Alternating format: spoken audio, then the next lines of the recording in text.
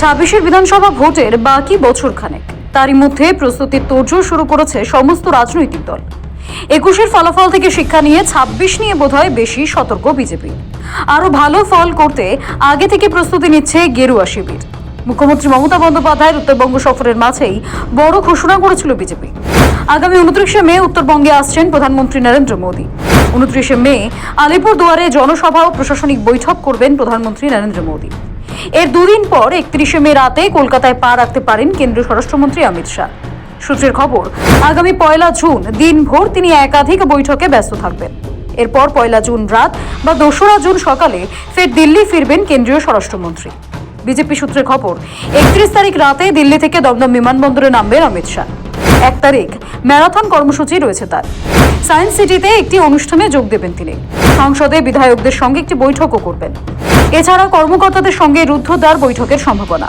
মনে করা হচ্ছে ২৬-এর বিধানসভা ভোটের আগে দলের সর্বস্তরের নেতাকর্মীদের সঙ্গে এক প্রস্তাব বৈঠকে নির্বাচন স্ট্র্যাটেজি আলোচনা করবেন অমিত শাহ।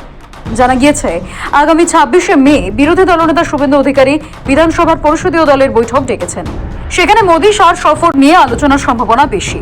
মুখ্যমন্ত্রী উত্তরবঙ্গ সফরে ১০ থেকে ১১ দিনের মাথায় সেই উত্তরবঙ্গে আসছেন মোদী। এই মুহূর্তে কোনো নির্বাচনী কার্যকলাপ না থাকলেও প্রধানমন্ত্রীর এই সফর তাৎপর্যপূর্ণ।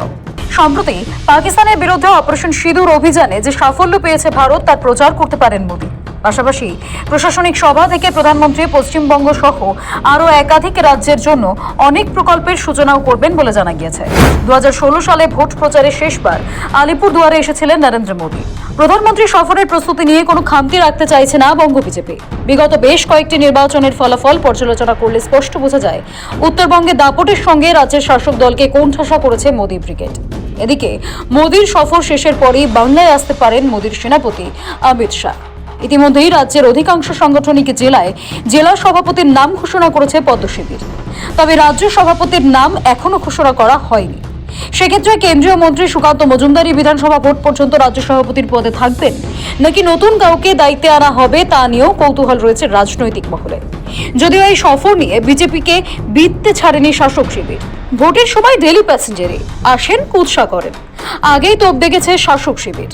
তিনি সেই রাজ্যে আসছেন যেখানে কৃষক আত্মহত্যা করে না, কিন্তু যেই রাজ্যগুলোতে তিনি যাচ্ছেন না সেখানে কৃষক আত্মহত্যা করছে।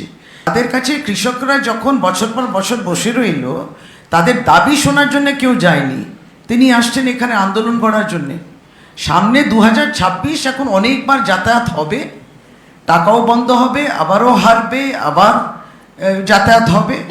আগে উত্তর দিন যে দিল্লির উপকণ্ঠে দীর্ঘদিন যে কৃষকরা বসেছিলেন আন্দোলনে, তিনি কবার গেছেন?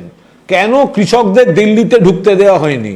কেন কৃষকদের উপর লাঠি চলেছিল? কেন রাস্তায় গজাল পুঁতে দেওয়া হয়েছিল যাতে কৃষকরা ঢুকতে না পারেন? কেন কেন্দ্রীয় মন্ত্রীর ছেলে আন্দোলনরত কৃষকদের উপর জিপ তুলে দিয়ে ৪ জনকে পিষে মেরে দিয়েছিল? কি ব্যবস্থা এই অমিত শাহ নিয়েছেন? আর সেই কৃষকদের বাড়িতে গেছিলেন কিনা? আগে এগুলো দিন। কৃষক বিরোধী বিজেপি, কৃষক বিরোধী সরকার কৃষি আইন করার পর প্রত্যাহার করে নিতে হয়েছিল।